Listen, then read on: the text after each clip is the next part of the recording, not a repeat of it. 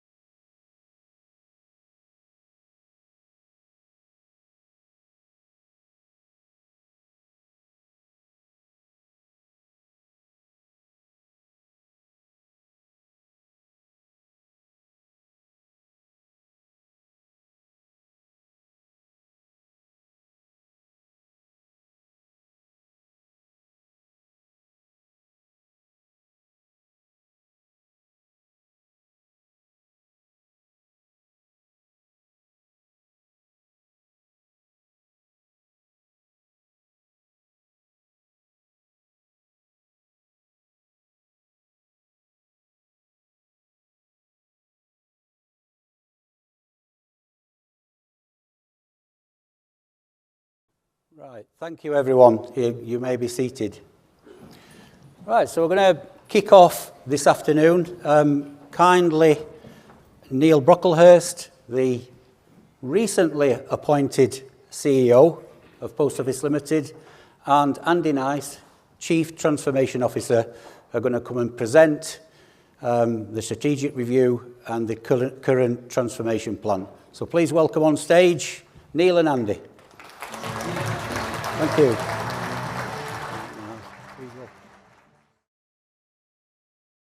Good afternoon, everyone.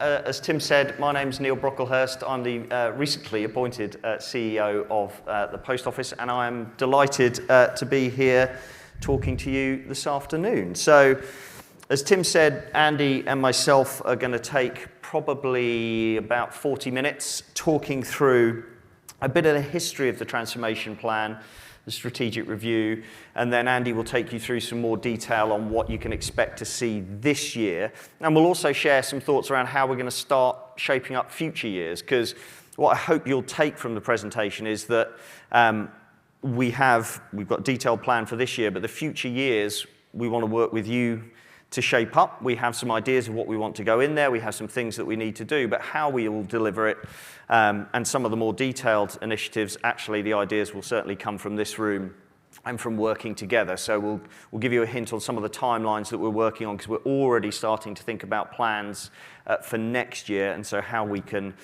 get involved in that process. So I'll take you through a little bit of the history and some of the rationale and the need for change, and then I'll hand over to Andy to take you through what we're going to be delivering under each of the 5 pillars of the transformation plan. That's another thing you'll hear about today. It's just a way of organising the plan so we can communicate to everyone what they can expect to see and when. So there we go. Has that moved on? Nope. Let's try that again. Look at that. Okay, so I'm just going to go through a very quick timeline of events, just to bring us up to speed so that everyone's got a key and a common understanding of where we are in the process. So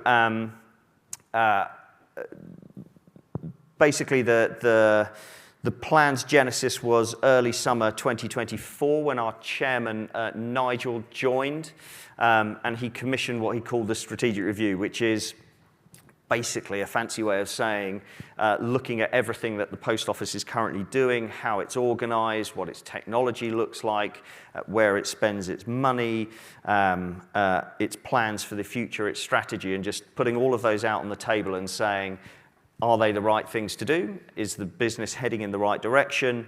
And do we need to change tack? There's a couple of other key things on the timeline there. in parallel with that, as it says here, DBT themselves also commissioned a company called Boston Consulting Group to look at post office and things like how it's owned, the ownership models, mutualization, structures, and so forth. And so that was being done in parallel, and that will be feeding the green paper, which we'll talk about in a second. So, towards the autumn of last year, September, October time, the strategic review findings, which I'll take you through in a second, was taken to our board, and they approved that and approved what we called the New Deal for postmasters, and we'll come on and talk about that, what that actually means shortly. And out of that, we created the 5-year transformation plan, which we'll be taking you through today. As you all know, I can see people taking photos. I think we share the slides, don't we? So don't worry about, we'll share the slides, so don't worry about taking photos. And there are some numbers in the presentation as well later, so don't worry about scribbling those down. We'll make sure you get a copy of the slides so you can sort of concentrate on the discussion and so forth. As you know, the post office is funded by DBT, so we had to put our plans to DBT, Department of Business and Trade, and get funding. So I'm very pleased to say that in spring this year, the department gave us their view of what they were able to fund in terms of that transformation plan for the coming year.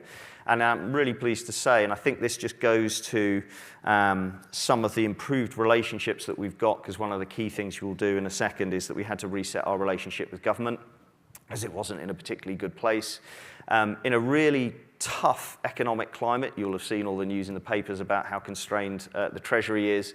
They actually backed the plan and gave us not quite everything we asked for, but I think we probably didn't expect that, but they gave us more than we'd hoped for, if that makes sense. So really positive, and that will allow us to deliver the plans that Andy is going to outline shortly. And so that brings us up to the current day. So we have a 5-year vision, albeit, as I said, we will need to work with you to fill out what that looks like over the coming years in terms of some of the detail. We have a plan for the year that we're currently in, the fiscal year that we're currently in, which we'll take you through.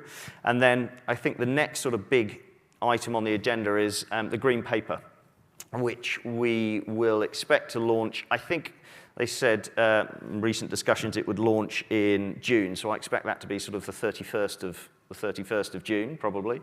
And that will be an opportunity for everybody to input into what they see as the future of the post office.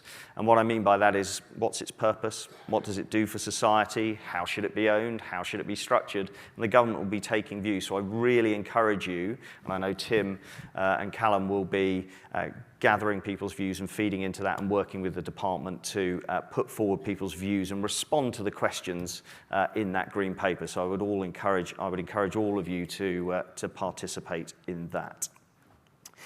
So what did the strategic review outline? So it outlined a number of key challenges faced by the post office, and don't forget this was the situation as it was seen, as I say, August, September last year. So I won't go through everything on the slide, but I'm sure a lot of these will resonate with you. Purpose, I talked about the green paper. I think the green paper will be looking a lot at purpose of the post office. So, what is the purpose for the post office? What is its role in society? It's more than just a store on people's high streets. It is the hub of the community. But what do we actually mean by that? What is the purpose of it going forward? And therefore, how should it be funded as well? So, unclear direction of the post office in terms of its purpose. The brand. We've talked a lot about the brand. Obviously, the brand of the post office in its central piece has been under significant pressure. But what I think is really heartening, when we talk to people, when we talk to consumers, there's still a huge amount of trust in the post office brand, and that's thanks to everybody in this room. It's the work that you do every day in your communities, adding value to that brand. And so you get this sort of strange dual relationship. Obviously, the central brand, quite rightly, has taken a lot of focus and intense public scrutiny, quite rightly. But that local brand, the brand that consumers go through, is still hugely trusted. And as I say, and that's thanks to everybody in this room. And that provides us with some really interesting opportunities as we go forward about how we can create value for you in your post offices, the products we can launch, particularly selling things online. You'll hear a lot about that. The value that we can create online selling digitally is because of the work that you do, because people trust the brand because of everything that you do on their high street. So we can sell online and then return the value out to you. So that's hugely important. Customers, falling retail customers, that's a theme across the UK. High streets are under pressure. Everyone will have seen the press, the stories. You'll be feeling it on a daily basis. Customer demographics are shifting. You see that a lot in the mails world at the moment. And there's a session on mails I know the guys will be talking more about tomorrow. Just the shift in people's consumer behavior over the last 6 months, which will only accelerate, I think, with the takeover of Royal Mail that's gone through last week that I'm sure you all have seen. People moving towards the parcel market is a very small example. People continuing to move online. So our customers are moving, and we need to enable you to move with them. That then feeds into commercial portfolio, the products that we sell. We need to look at that intently because that will shift over the coming years. What we also need to do, and Andy will touch on this as well, is give you technology that can enable us to move quickly. If I'm brutally honest, I don't know exactly what the best product will be on the high street in 3 to 4 years' time. If I did, I probably wouldn't be working here. I'd be in Silicon Valley somewhere. But what we need to do is have a set of platforms and systems that can move quickly as those opportunities emerge, because we don't have them at the moment. Network. We need to look at the branch requirements, given that, as I say, consumers and products are changing, enabling you guys to have the right store formats, the right layouts in the right locations to service your customers. Obviously, the relationship with the postmasters, yourselves, was broken, putting it bluntly, and we need to rebuild that trust, quite rightly. Everything that's gone on over the last number of years, the relationship with yourselves is broken. And that is the fundamental relationship at the heart of the post office, because there's no world that exists, in my opinion, where sort of the centre of the post office can succeed and postmasters fail and vice versa. We're in this together, and it should be a true partnership. I appreciate we're not there at the moment, and that's what we need to get to over the coming weeks, months, and years. But actually, rebuilding that relationship, rebuilding that trust, working together, getting your honest feedback is the only route to success, putting it bluntly. And I know that's not going to be an easy fix. We won't be able to just hit a button and reset that overnight. But working together, as I say, over the coming period, that's something that we absolutely have to do, because that is fundamental to our joint success. The central operations of the post office, I mean the bit in the centre, was too big. Putting it bluntly, it consumed too much of the revenue that's being taken by the organisation, too much of the revenue that's being generated by yourselves. It became too big, too heavy, too bureaucratic. So we needed to slim that down and make it fit for purpose, make it cost less so we can return more out to the front line and the network. Technology, again, I won't dwell on this too much. Andy will cover that. The technology is old. It needs not fit for purpose. It needs to be much lighter weight and deliver you what you need to do. Because actually, we talk a lot about Postmaster REM, and that's a clear focus of the plan, increasing that. But on the other hand, if you can reduce your cost to serve, reduce your time at your tills, that's almost as valuable as a Postmaster REM increase. So we're very cognizant of those two things as well. So we need to reformat your technology. And then lastly, as I touched on, we needed to reset our relationships with government, but also wider stakeholders, press, and other key stakeholders as well. We absolutely fundamentally had to reset those relationships because they were not in a good place. So that's where we found ourselves. I wouldn't have thought anyone in the room would disagree with any of those findings. Not a particularly great place to be, but I think the first step on any plan is to acknowledge where you are, because then you can move forward. You've got to acknowledge where you are, what your current issues are, and then you can start to address them. So that's a very sort of brief summary of the situation I think the organisation found itself in towards the end of last year. At a numbers level, this just provides a little bit of colour around the sort of the burning platform. So why did we need to change? So On the left there in the red, basically, if you do nothing at all, this is what would happen to the numbers. And obviously, it makes a pretty grim reading in terms of revenue declining from what we saw this year, around 835 million, down to 770. Trading profit.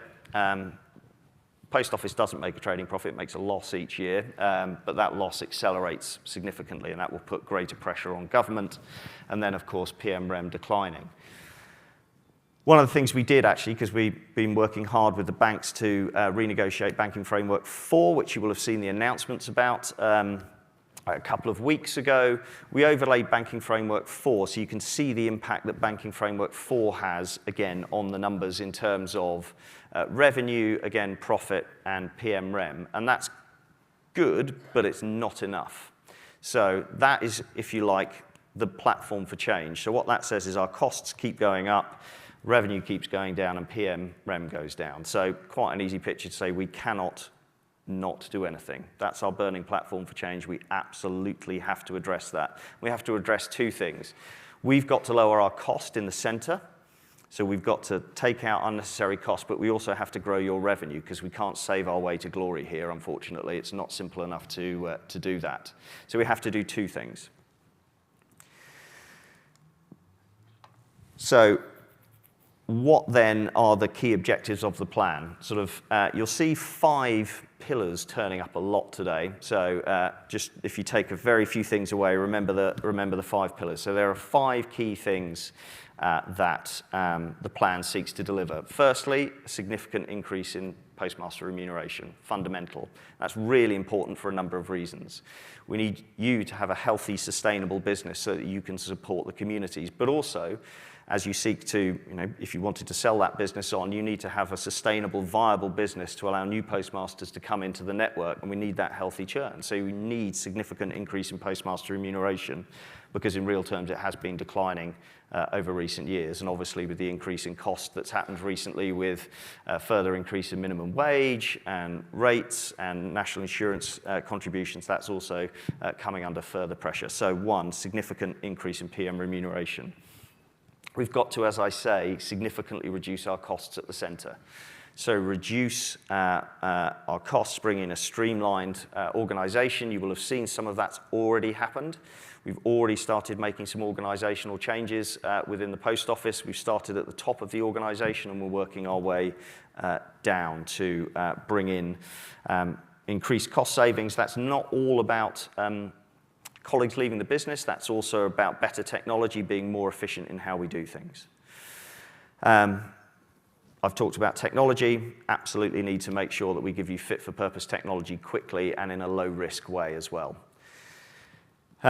We need to look at our network. One of the key things you will have seen this year is we've obviously reviewed the directly managed branch network. That was, we had 108 branches there that were costing us significant amounts of money in terms of their running costs each year. So we're looking to obviously move those to a franchise model, release the value, and then pass that back to yourselves. And then lastly, as I've touched on, we need to look at actually the products and services that we are selling in post offices to make sure that they're what customers want, they're priced competitively because there are a number of competitors coming into the market, particularly in that mail segment.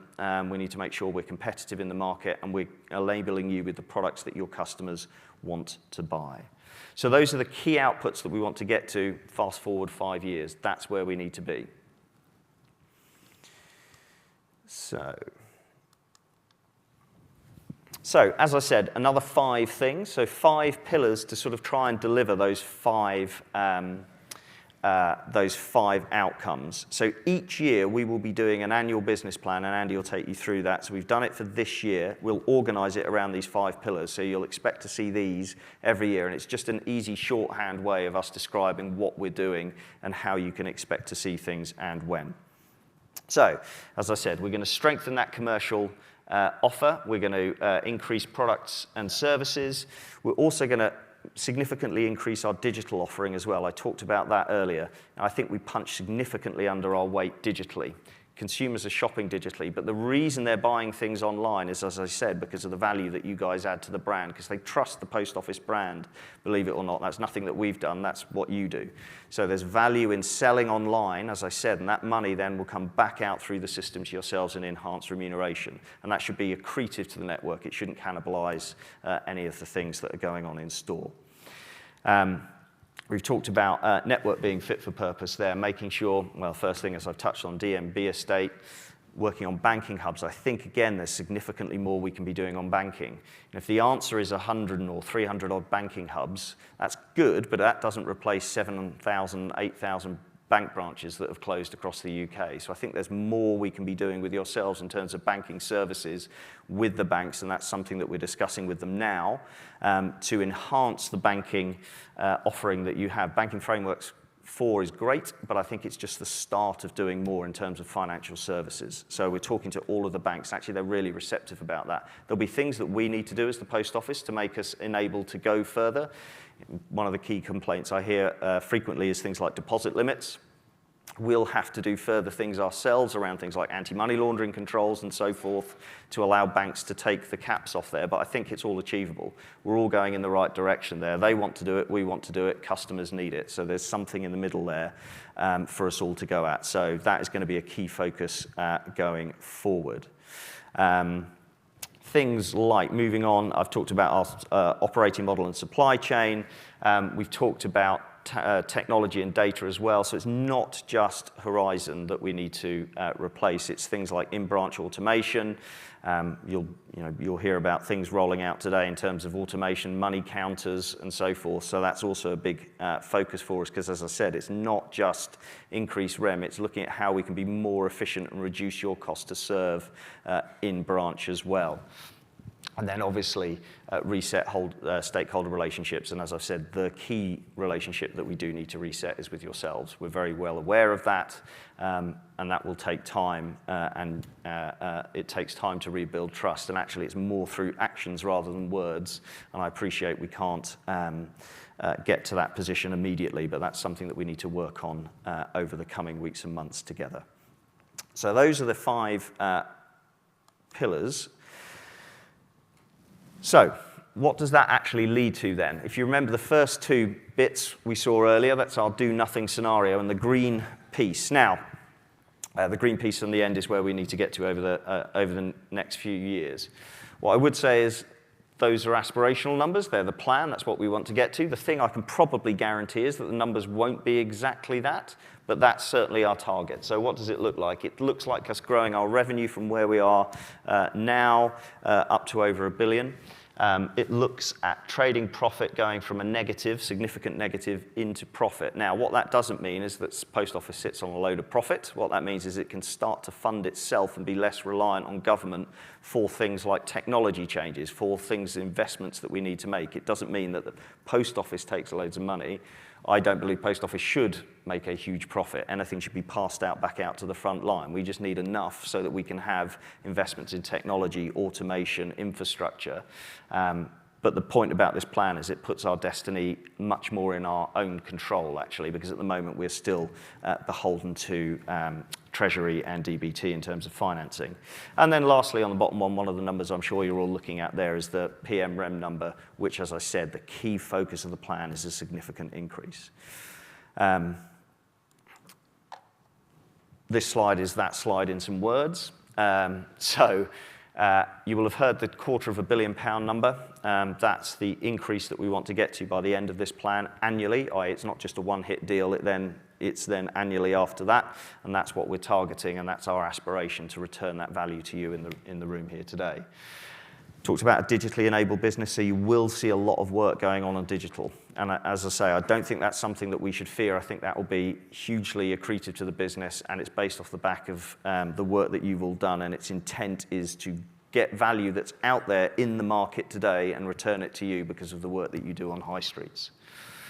We've talked about our revenue uplift, so that will be via digital, but it will also be via those other products that I talked about. BF4 certainly goes a long way to do that, but that's not enough. We need to do more in the terms of mails, we need to do more in terms of banking, And there will also be other products and services that we need to respond to over the coming years, and we need an operating model and technology that's quick enough to do that. Significant reduction in operating costs, which I've already talked about, and then obviously moving Post Office towards this sustainability. So we are not going cap in hand to government every year for hundreds of millions of pounds, which we are at the moment in terms of government funding, and that brings with it an inability to be flexible and move. So we need to have our destiny in our own hands. And so that would allow us to have a fit-for-purpose post office that allows you to serve your communities with sustainable businesses and therefore be the hub of the high street, which I truly believe post offices are. So that's a very whistle-stop tour of the plan. There will be a test later, so I hope you've all remembered that. And I will now pass on to Andy, who will quickly whip us through the plan for the coming year. Andy. Thank you, Neil. Should always prep for these things. He's used all my best lines, so I've just left with all the rubbish stuff. But I will try my best to take you through some things here today. And it's nice to be back at Warwick. I actually studied at Warwick many, many years ago, so at the business school as well. So I'm looking forward to talking to you today about the transformation plan. If you like what I have to say, please let me know. Let us know about the feedback. If you don't like what I have to say, please just let my lecturers and shooters from way back when know, because it's their fault, not mine. So Neil's talked a little bit about the sort of the background and the history and the context and the issues we're looking to resolve. That's kind of our why. Why are we doing the transformation plan? What I'll talk about here is a little bit about what and how and when we're going to do things. So looking forward as to what happens next in terms of transforming the business. What does that 5-year plan look like? What is our ambition? What will we do this year? And how are we doing? Because we've already started this year. And ultimately, what can postmasters, what can you and your communities expect to see as a result? And what benefits can you expect to see now and in time? I will just skip through a little bit here because there's a few slides we'll gloss over to get to it.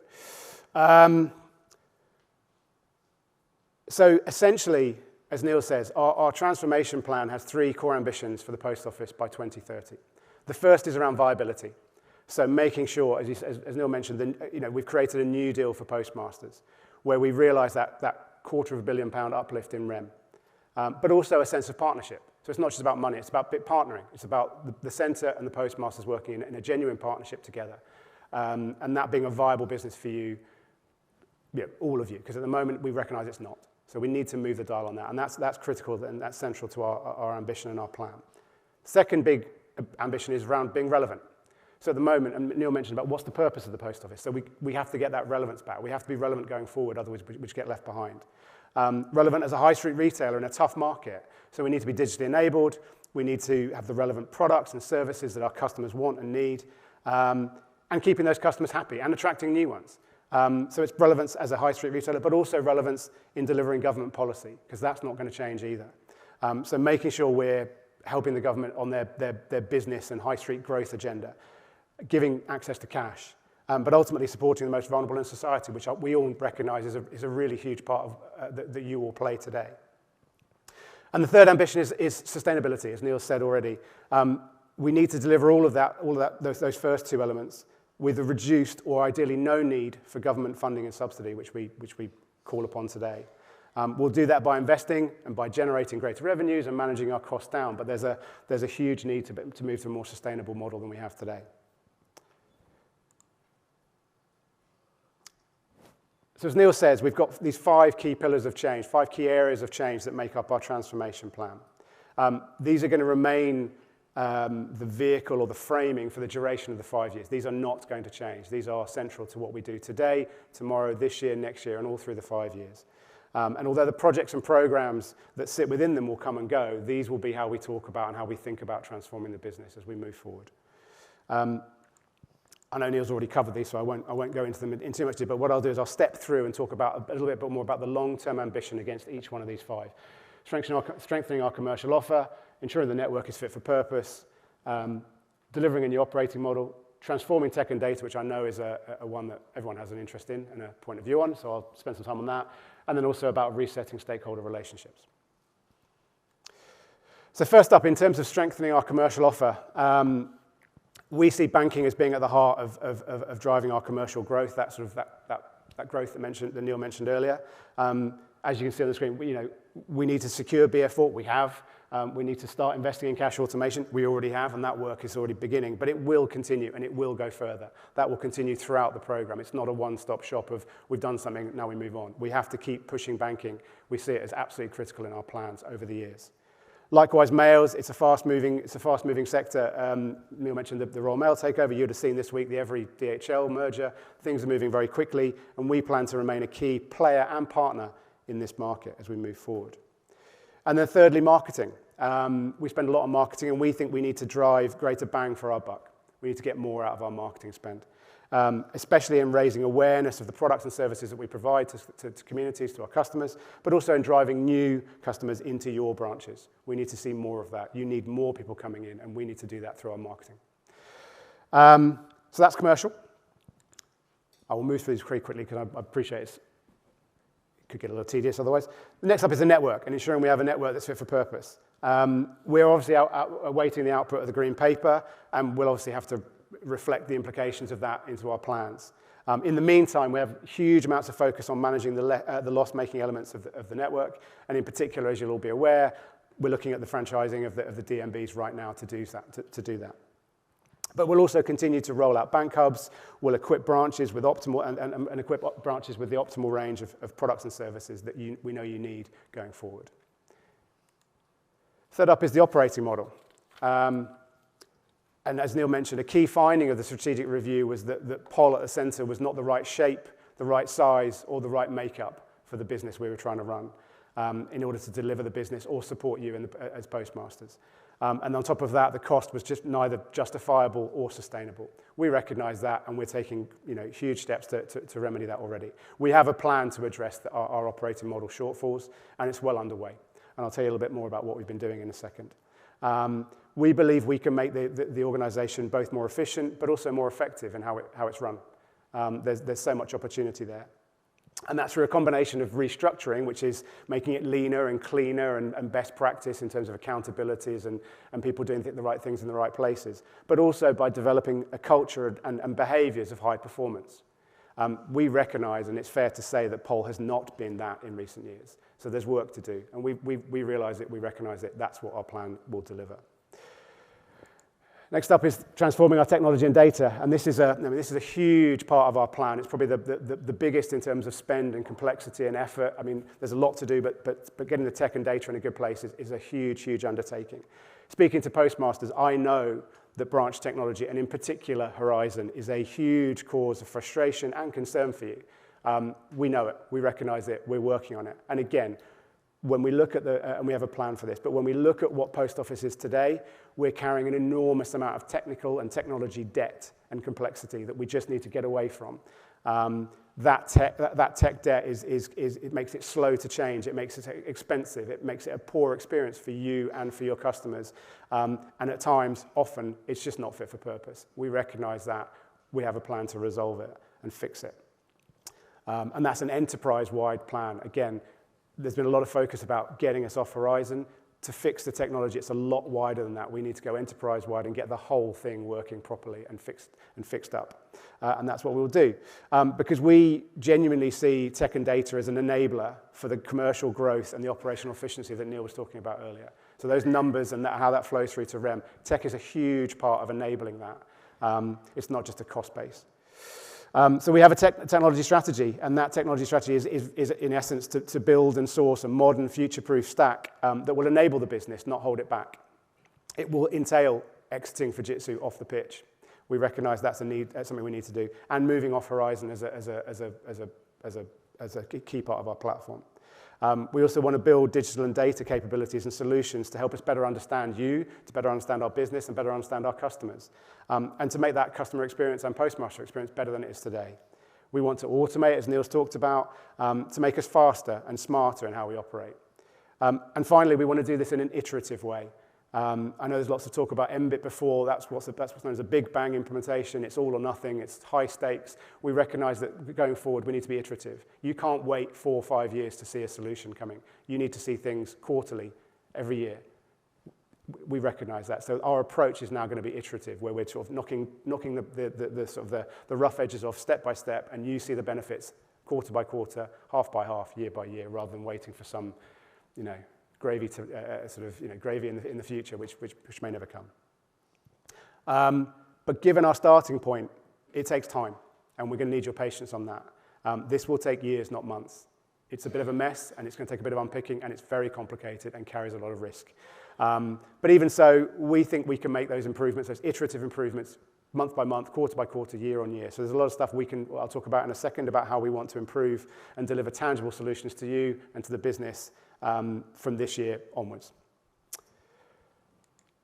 The final area of the plan is around resetting the stakeholder relationships. Now, critically, and it's important that we state this out loud, that we will continue to absolutely prioritise redress for all those impacted by the Horizon scandal. That has not gone away, and it definitely hasn't left our mind or the management table. It's very much front and centre. But alongside that, we also want to shift to that partnership model with you as postmasters. And that means practical, real things for you. It means giving you visibility of what the business is doing and how we're running the business. It means involving you in running that business more as partners, shoulder to shoulder, as opposed to just being down the chain. It's giving you a voice at the table, and it's making you involved in decision making. And we've already started to see new forums and activities that are allowing us to do that and work more in a partnership fashion with our postmasters. And long will that continue. That's not a sort of a here today, gone tomorrow thing. That's an intent we have for the whole 5 years. But alongside that, we also need to continue to build relationships with government. As Neil mentioned, it's coming from a difficult place. We've already made great strides with government, with DBT, with Treasury. We've got good traction. Likewise with the press, they haven't always been our friends for good reason. And just the general public. There's a reason we need to rebuild that trust. But I think we're on the right path, and we will continue to do that and work hard with those stakeholders. So that is a little bit around the plan. So if that was the 5-year ambition for those pillars, I want to talk a little bit more about what we're doing in 25-26 this year, and also how we're getting on. We're 6 weeks in. We've already sort of scored some points and made some progress. So you can see the 5 pillars that we've talked about before on the screen there, and underneath that, what you can see, and I won't ask you to read through all of these, but these are the 17 programs of work that are going to deliver the change I've just been talking about. So this is how we realise all that change that I just mentioned. There are 17 programs, but underneath them, there are 100 plus projects running at any one time. There is a lot going on to fix this business, and that's just this year. We have investment funding approval, as Neil mentioned, another one of my killer lines that he went ahead and got out early. That is, we have the investment funding approved for this year, for 25-26. As Neil said, it's not everything we asked for, but it's probably significantly more than we expected, and more important, and as importantly, we've got confirmation of it really early in the year compared to previous years. That's really, really helpful. It gives us every chance of getting out there and getting on with the plan. And we believe it reflects the government's level of support and confidence in both the team and the plan that we have now. So in total, to deliver this year, the stuff that's on this screen here is it's over £300 million worth of investment funding that we have at our disposal. And we think that's going to enable a huge positive first step in transforming the business and getting off to a really fast start in that 5-year transformation plan. So a couple of highlights just to talk about what's actually happening on the ground, and some of this you'll know about, some of it you'll see, but some of it you might not be aware of. Just to note, and again, we are just 6 weeks into this year, but we're already sort of getting on with it and cracking on with the transformation of the post office. In the commercial pillar on the left-hand side, as I mentioned already, we've signed BF4. And we'll see the first tranche of that of cash automation, of the solutions landing in branches soon. So in July, the first wave of note counters will start to land in branches. In August, you'll see the TCRs, and then we'll start trialing the MFDs, the multifunctional devices in the branches. So those will start to come through. And again, it's not just we're doing it this summer and that's it. It will just keep washing through again, as we flood the network with new equipment for automation. We started a locker trial in the mails transformation piece with InPost. And we've got a new loans product with Lendable launching next month. There's lots happening already on the commercial side of things. On the network side, as I mentioned, the DMB franchising is sort of well underway. And again, we've got good traction with the politicians, with the market, and that work is cracking on in anger. We've already allocated 75 of the 108 DMB branches out to independent operators, and contracts are in motion for those, and the remaining 33 are sort of provisionally confirmed with strategic partners like the Tesco's and the bigger players. So that process is underway, and we still intend to have those DMB, those branches, franchised by the end of this calendar year. Alongside that, also in the network, we've kicked off discussions with the Consultative Council, who represent you guys, on REM and contract reform. So that work is underway. We recognise that needs to happen. You've already seen the REM uplift, the 20 million at Christmas, and the further 13 million that came through in April and May. And we have an announcement on the 4th of June for sort of future sort of REM, the REM sort of outlook for the remainder of the year. We're also trialling new designs for the branch of the future. So again, some of you will be involved in that, will be caught up in that work. So we are looking at what we can do for branches moving forward. And sort of away from the branch side, we're investing millions in supply chain and operations, be it replacing old vehicles or sort of investing in properties and maintaining properties to make sure we have a fit for purpose sort of operation. On the operating model side of things, we've already started the phase restructure of the business. We really need to do that. The centre is, the centre needs to be sort of in shape, working well for the rest of the business to sort of flow through. So we started that work. The first couple of phases of that, starting at the top of the organisation, have already completed, and that's generated a headcount reduction of over 200 heads in the business, and full year cost avoidance of over £8 million. That's the first wave, and we'll keep going through the organisation until the organisation is the right shape, the right size, and fit for purpose. The second phase of that has already started and will complete in the summer, and will deliver a further level of cost reduction of around £8 million full year benefit. And then the third phase, I think, we're due to kick off next week. So we are working through the organisation from the top through to the bottom. But it's not just a cost play. Yes, we need to find some cost opportunity in our organisation, but we're also investing where we need it. So where we don't have the capabilities we need in the organisation and in the operating model, we're investing. So things like data and insight. I mentioned it before. If we don't have the right people and the right skills and the right capabilities to use the data and the systems we're going to build, we'll be wasting our time. So we'll invest in data and insight. Likewise, transformation. We haven't been brilliant at delivering stuff. You know that better than I do. We've invested in getting some really good people who can deliver high-quality, consistent change. So it's not all cost-cutting. But the important point to note is we've been doing this sort of restructuring for a number of months now, and to date there has been no impact to the business-as-usual operations. So it's not we're not having to sort of sacrifice quality in order to save money. On the tech, and again, it's a huge area, and this year will be, we're spending over £130 million of investment of that investment funding just in the tech pillar on the right-hand side there this year. Horizon, obviously the big one, and that's probably the biggest program or the biggest piece of work we'll do this year, and we'll kick off the exit plan for Horizon and Fujitsu. So we have started the work to get away from Fujitsu, to move Horizon over to ourselves and to new partners, and ultimately to get off that platform, which I know is sort of something that's a very important thing for us and also very, very important for you. And we've already sort of started the process of procuring those new tech partners and bringing in those partners and new solutions to replace Horizon and Fujitsu. Once we've done that, we'll start to modernise the platform iteratively, as I said, and finally get away from the current platform and setup. Importantly, that plan has been approved by government, and as I say, we're already out there in the market talking to potential new partners and finding new solutions. This is very exciting, I think, and long overdue, but as I said before, it's very complicated, it's highly complex, and carries a lot of risk, and this, just to manage your expectations, will take years, not months. It is not something you can just pull out and replace with something quickly, because at the end of the day, operational integrity has got to be there, and so this will be kind of a very deliberate and planful exercise.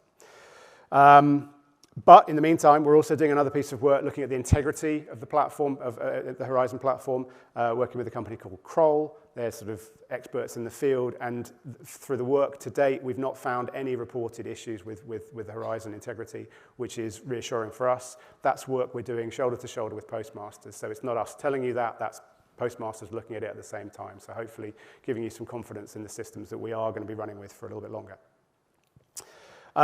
People ask about MBIT, what's happened to MBIT, there was lots of fanfare about that. The good news on MBIT was that some of the capability and some of the hardware we developed for the MBIT program is in production and is helping you and benefiting you today in the business and providing that benefit.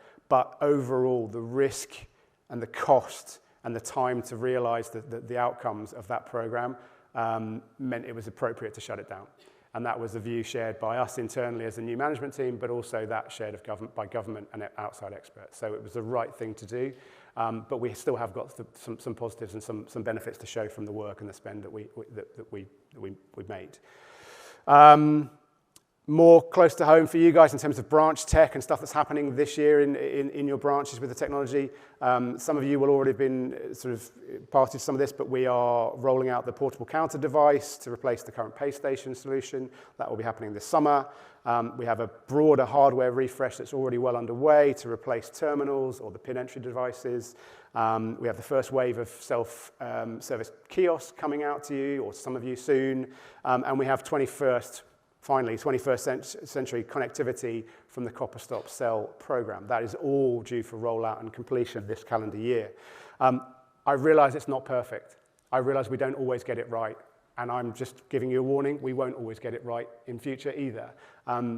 Bear with us, work with us, give us feedback. It's absolutely invaluable what you can tell us. You know what works, what doesn't. So keep talking to us, keep sharing back when we get it right, but also when we don't, because we need that to sort of tune up our machine to make sure we're delivering first time, brilliantly every time. And we will get there together. And then finally, in terms of just recent sort of progress on the sort of stakeholder side of things, as I mentioned, just with regard to the postmasters, we have a whole stack of new forums, touch points and ways of working with our postmaster community that we think and we hope will ensure that we work as partners rather than as sort of peers or sort of parent-child or, God forbid, anything like that, as we work together to transform this business. So hopefully there's a bit of time for some Q&A, but I wanted to leave you with this. I think this is an incredibly exciting and important time for the post office and its future. We're at the start of a very long journey, and I realize it's been a turbulent few years, but I'm really positive and really excited about the fact that today, standing here right now, we have a clear, committed team in the post office. We have a solid, funded plan for transforming the post office. We have government support for that plan and for that team. And I hope we have an improving relationship and partners in the postmaster community to help us along the way. So it's all there in front of us. It's down to us now to make the change, make the transformation happen. And I really hope, if you'll have me back, in 12 months, we're back here or wherever it is we have this conference. And we're talking about the incredible change that we've already delivered in the first 12 months of a plan and what a better business post office has already become. So with that, I will stop. And I think we've got some time for Q&A. Right, thank you, Neil and Andy. If you want, you can either stand up and be seated. It's entirely up to yourselves. I'll stand, he sits. I mean, that's fine. That's fine. Right, so folks, bit of a questions and answer sessions. Please state your name for the transcript. If your region, if you want, please ask questions.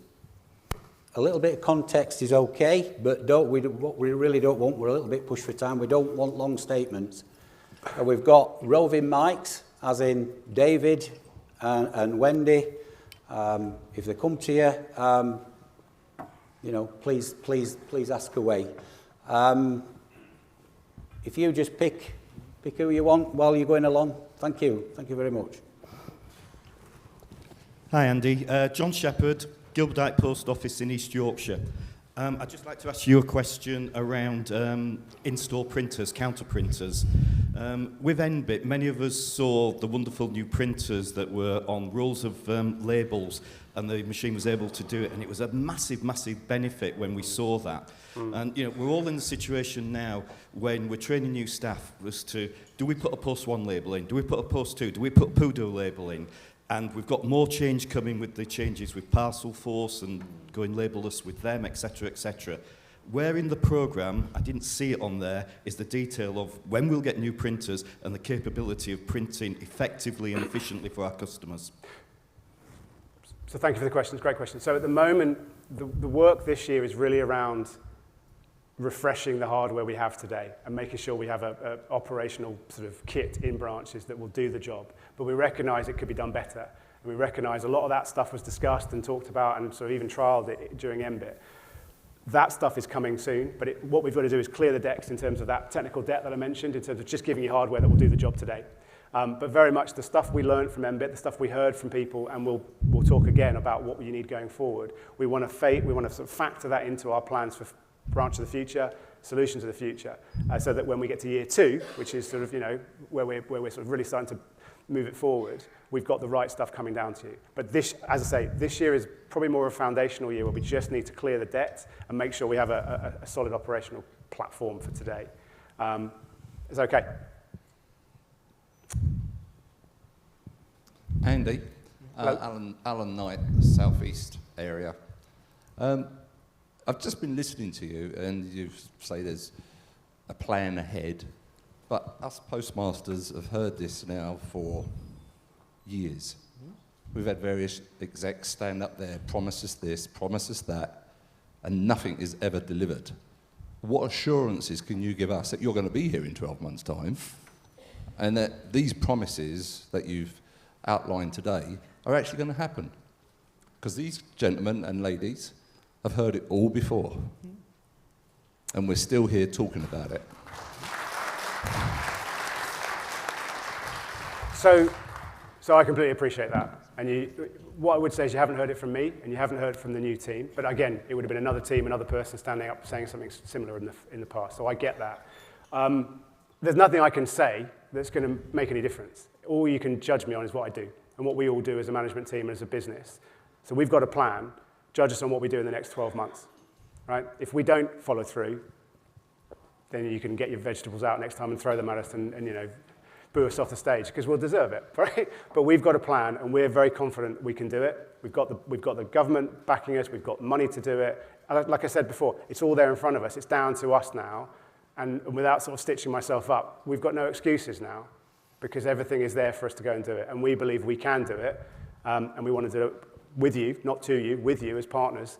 But judge us on what we do next. Personally, I can't talk for what's gone before. I could, maybe we'll have a beer later and you could share what's happened, and maybe I'll even agree with you. But that's not what's going to happen here. That's not our plan. That's not our intention. We've talked a lot about partnering, and we mean it. We want to work shoulder to shoulder. It's the only way we can fix this business. Or the beer, or the shoulder to shoulder bit. Both. Yeah. Both. I'd just add to that, and it's an entirely fair question and an entirely fair statement. Yes, you've heard it before. But what I would say as well is, it is a new team, and what's been really interesting is I've just had to go through the recruitment process, and I got asked a lot of times why I wanted to join the post office. My wife asked me the same question many times. Why are you taking it on? Because I think it's really, as Andy said, it's really exciting, and it's really important. I think, UK society is better with a functioning, well-funded, well-run post office at its heart, because of the work that you guys do. So I know I speak for everyone on the exec. Everyone has joined because they want to make a difference, and they're absolutely committed to delivering that plan with you, not against you, as you've said. And look, as I said at the start, trust is really easy to lose and really hard to gain, and it will take time. We've presented the plan. It will now be on what we do and how we deliver it. And, hopefully, as Andy said, we're back here in a year saying we've delivered what we said we would. Now, we won't get everything right. I can guarantee that, because no one ever does. But we'll be open and transparent, and we'll tell you the truth. And if things aren't going brilliantly, we'll tell you that as well. But, we're working together is the only way through it. And as I said at the start, there's no world that exists where we succeed and postmasters don't, and vice versa. We're all in this together, and we have to succeed together. Hi, Andy. Hi. My name is Jeevan. I'm from Twickenham. Just my question is, we have got more than 7,000 independent postmasters out there. Not every branches are successful. So there are many postmasters out there. They don't even earn a minimum wages running their post office. What supports are going to be available ASP for them to stay open? Because I know you've got a 5 years plan, but I don't think so. There are many postmasters at the moment closing. Every month, there's at least more than one branch that are shutting the doors, and they're losing their investment. And all they're left with after taking off post office, like me, being in 24 years in retail business, I lost all my savings, and I'm on the borderline to close my doors. What supports are going to be available? And I know there's so many postmasters like me, they close the doors every month. So what support is going to be available for them to stay open? So thank you for the question. So a lot of the stuff we talk about is going to take time, and will transform the business and transform what it means to be a postmaster and what it means to be a customer of the post office. But to your point, something needs to happen quicker, right? We can't talk years ahead because you've only got, weeks or months before it all comes too hard. As I said, we are still entirely committed to delivering the REM uplift that we talked about. Overall over the 5 years, but in the first year, we're still targeting a REM uplift of 120 million pounds across the piece, right? We've already, we've seen the 20 million pounds additional top up that went in at Christmas, and the 13 that went in for April and May. And as an announcement in a couple of weeks' time, as I think I mentioned at the town hall on the 4th of June, about what happens next in terms of that. So we're very conscious of, Neil showed the graph about, the state of REM over the years. And so we take that very seriously, and we're working very hard to make sure we're pointing everything we can at making it a viable business today, not just in the future, as I say, because you can't wait. But, what I would say is whilst we have funding, that funding is for investment. We can't just take the funding that's come from government and just flip it into REM. That's just not, that the government won't allow us to do that. So we're doing everything we can to realise the savings, to realise the benefits, like the cost savings I talked about in the org design work, like the cost savings with the DMB franchising, trying to realise that cash into the system that can flow through into REM as quickly as possible and achieve that £120 million uplift that we talked about for 25-26. So everything is geared around trying to make sure that happens, because we recognise the need is on the ground is great, and it's quite immediate.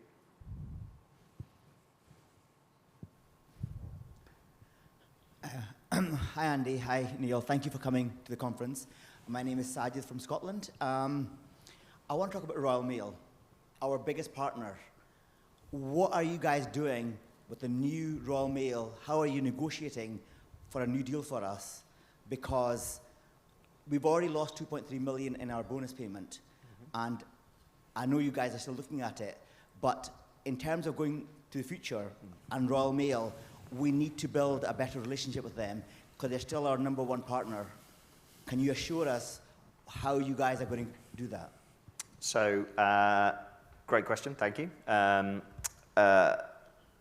Absolutely, they're a huge part of our business and will continue to be so. I think it's a few things on Royal Mail. One, I met with their chief exec, so because I recognise how critical it is. So I met with Emma Gilthorpe a couple of weeks ago, and we've agreed a plan of action to look at a number of things to improve things immediately in the short term, and then renegotiate a better deal that will take a few months because it's complicated. You can't just do that. They're obviously going through some significant change as well. The takeover was approved last week. I think they're up to 90% shareholding, so you'll expect big changes coming through with Royal Mail. I think it's important to say our relationship with them will change, and it probably needs to change. I think you will see Royal Mail compete with us in some things and be our partners in other things, and that's just a perfectly normal commercial relationship. But I think we've made some decisions with the Post Office and Royal Mail, actually, and Emma and I both agreed this, probably not consciously, that's pulled the two organisations further apart, and that's not the right result. As I said, we will partner with them in some things, and we will compete against them in other things, because they will compete with us. It's no secret that they've got a big programme of locker rollout. They've made public statements about 12,000 lockers, maybe more. If you look at the parent company, that's what they do across Europe. They really heavily invest in lockers and push towards that side of business. So they will compete with us in certain things, and we need to be open and have that conversation. That's what I was saying earlier about the relationship. We need to be transparent. That relationship with Royal Mail will need to change, but they're really positive about a relationship with us. They recognise the value that you bring to their business, and therefore, over the coming weeks and months, and I know Candice and Neil are here tomorrow, I think, to talk about mail, so we can get into this in a bit more detail about what you can expect to see in the short term. Recognise that they're a partner. We've opened a new channel. We've reset the relationship, and we will need to renegotiate what our relationship looks like going forward, because they're still, nearly 50% of revenue in many branches. So yeah, completely acknowledge that. Hi guys, Tim Allen, Kington, rural Herefordshire. I've been a bit shocked actually at the number of people I've spoken to at conference so far who are literally on their last legs and looking, to either exit the business, simply close the business. There are no viable buyers for their businesses out there. If there are individuals, notwithstanding obviously the enhancements that are coming through, if there are individuals who are literally in that kind of position, should they be flagging this to you? Are the things that you would like to know in terms of specific branches that are really about to go? And then the second thing was just a little practical question. We took about 2.7 million worth of banking deposits 18 months ago. We took 3.5 million in banking deposits this year, and we will take 4 million in banking deposits this year. We are still manually counting that. We've got 3 counters, and I'm manually counting it. When are we going to get some proper machinery to enable us to, A, spot counterfeit notes, which get counted against us? We cannot take 4 million and do it in this sort of way. We need some equipment. It needs to be at every counter, because you can't take the cash away from the site of the customer and count it. It's got to be done in front of them. We've got 3 counters. These are expensive pieces of kit. Already, the rent that I get does not cover the cost of my staff wages. Everything else, we are retail businesses first and post offices second. That is wrong. And I'd like to say, everything that Alan said to you, I would say it as well. Everything that you've heard, it's going to be said to you many, many times. Shall I start with the second part? And you can have a bit of time about the yeah. first. So, as I mentioned before, in terms of having signed the Banking Framework 4, that now allows us to, as part of that, we're now sort of rolling out the first tranche of those automated solutions for cash. So that is note counters, that is TCRs, and that is trialling MFDs this summer with a view that they become part of the suite of tools that we give to branches. And let's say the first tranche of those are landing in branches in July with note counters. It'll only be, I think 500, but it's the first tranche. And that will be the start of what I hope and what I expect will be a wave after wave after wave of kit landing in branches. And as we learn more, we can work out who needs what. And to your point, you need it at every counter. You can't just have one to share, because that's so we need to work through that and understand that, and then plan accordingly. And I know that I've heard from numerous people how popular the note counters are and how valuable they are to you as your business. So if that's where we end up going and that becomes the sort of the solution that we double down on, then so be it. But we have the investment funding, and we have the plan, and we have the commitment, and the stuff winging its way from China on boats right now to start rolling that out, because we see that we recognise it's a problem. And with the bank, as I say, with banking being the heart of our plans, we've got to support you in terms of the right kit to be able to do it. So it's coming. And then to answer the first part of your question, yes, if people are suffering, please either reach out through Callum and the team here, or directly to us, because if there's anything we can do, because the last thing we want is a branch closing permanently. So yeah, please do reach out.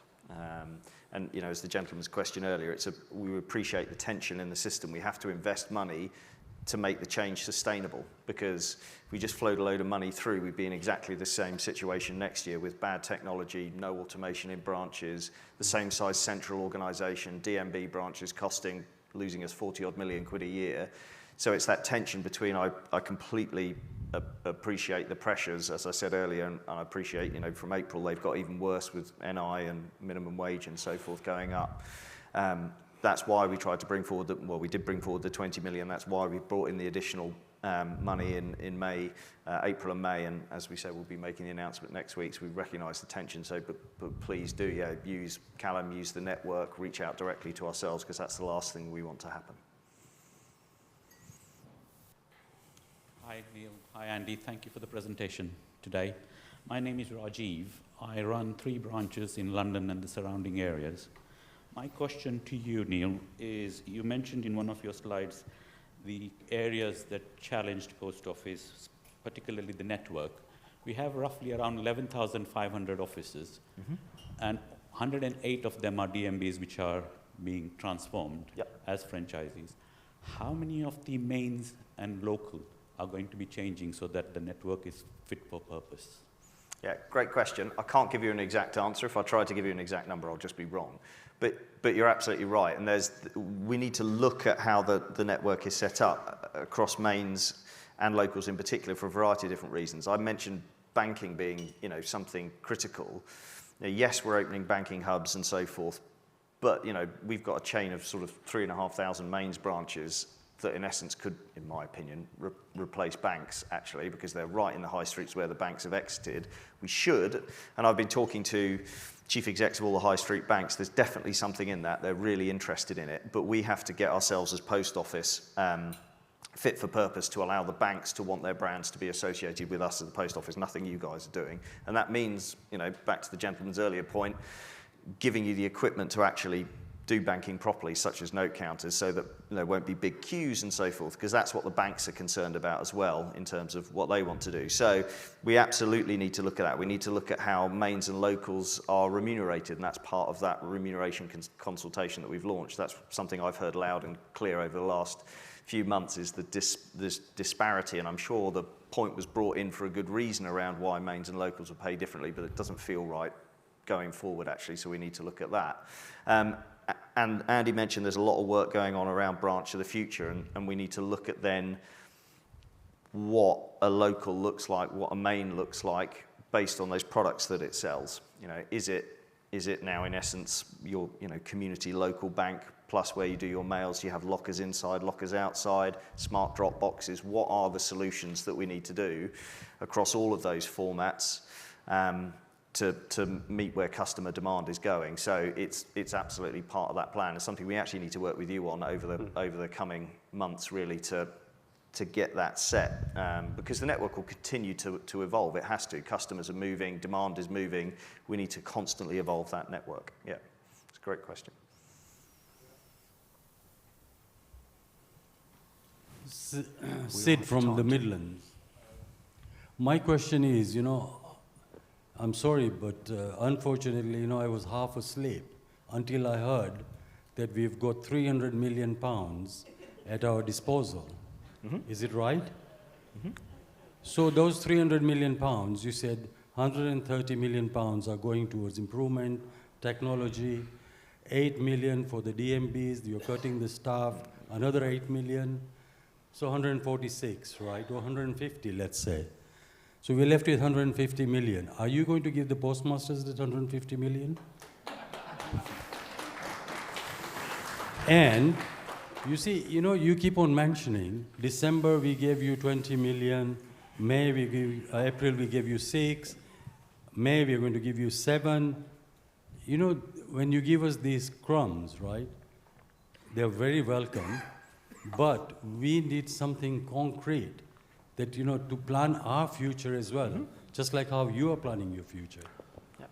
Well, I'd start by saying it's not our and your future, it's our shared future, definitely, because, as I said, we are in this together.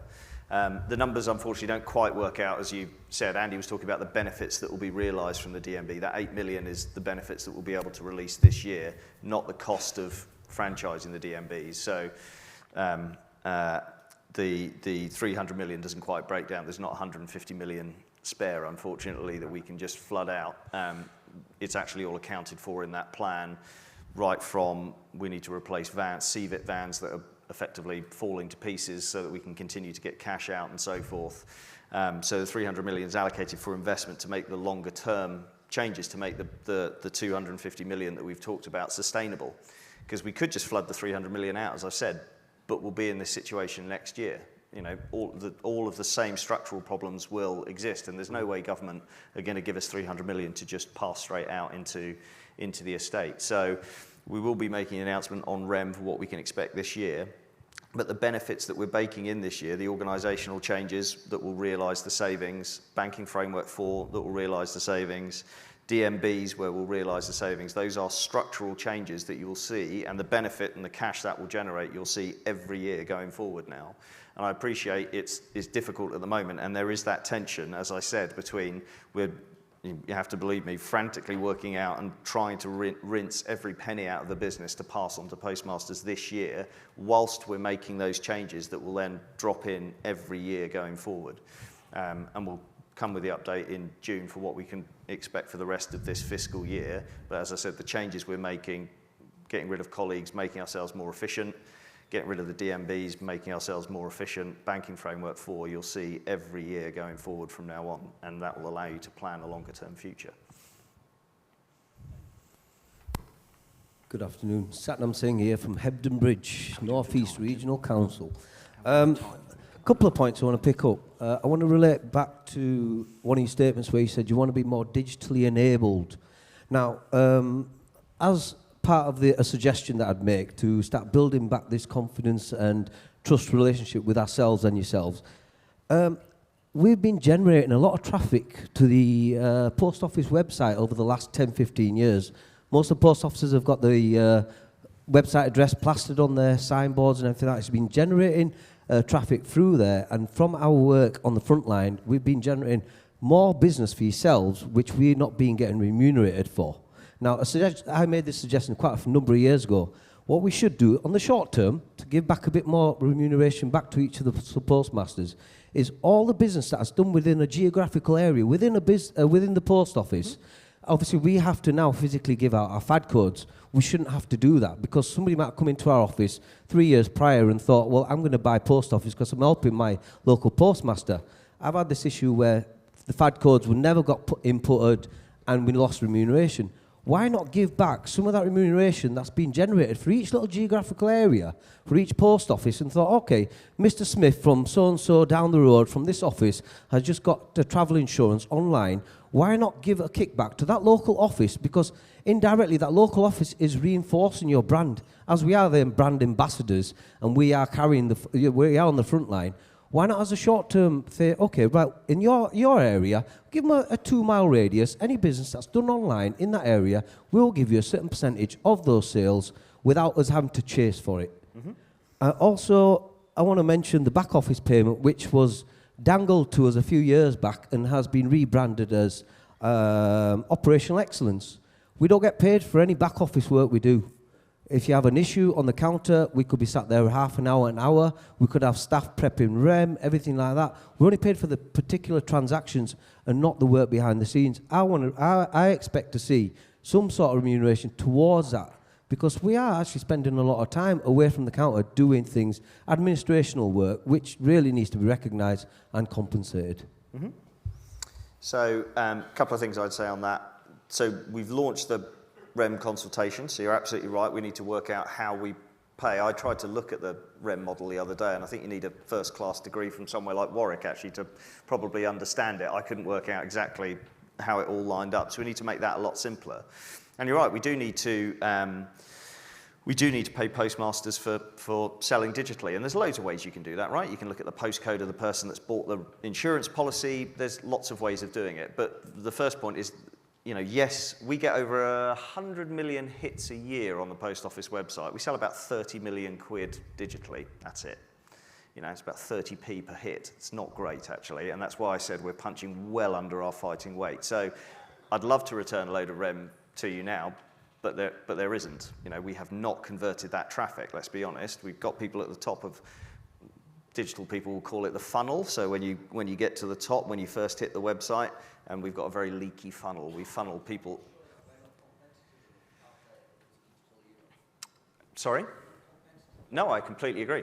But as I said, going back to I hope that's not a metaphor for something. We are not competitive enough in the digital area. You're absolutely right. We've got a really strong brand.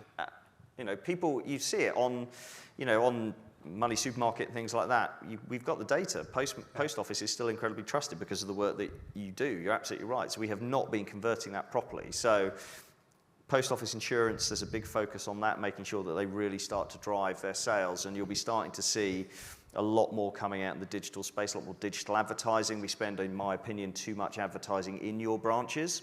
People already know what they want to do when they come into a post office, in my opinion. What we've got to do is get them into your branch. So we need to spend more of that advertising money outside, and that's digitally and non-digital as well. And then in terms of OEI, the team are looking at what enhancements to make to that. So, love to get your thoughts and we can feed that into the team, because, that's going to be a constantly moving feast as well that needs to tie into that REM remodelling that I talked about that will be running across this year, so that we can pay people clearly, simply and fairly.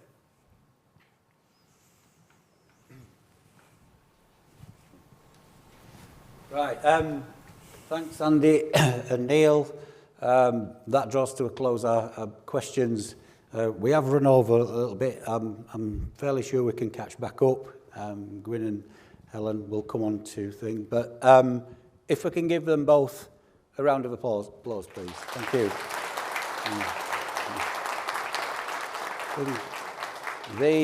The thing that sticks out for me, sat here looking out, is we're at the beginning of a very long journey, one that's very, very steep and uphill, one that will be very, very, very difficult. You would talk about challenges that we face. How do we actually know that the challenges that's been presented mirror actual reality? Yes, Teneo has done a whole load of work, but reality is nobody knows their businesses as well as you do. So it's up to you to come to us and the post office and explain the challenges that you've got. And the other thing is that you can never underestimate the importance of aligning your business interests with the wants and needs of your customers. Let's not think you can have the best run company and you can have the best network of post offices. If you're not doing that, we ain't got a business. So, whole piece of work to do on that. But yeah, let's crack on. Thanks very much, you two. Thank you.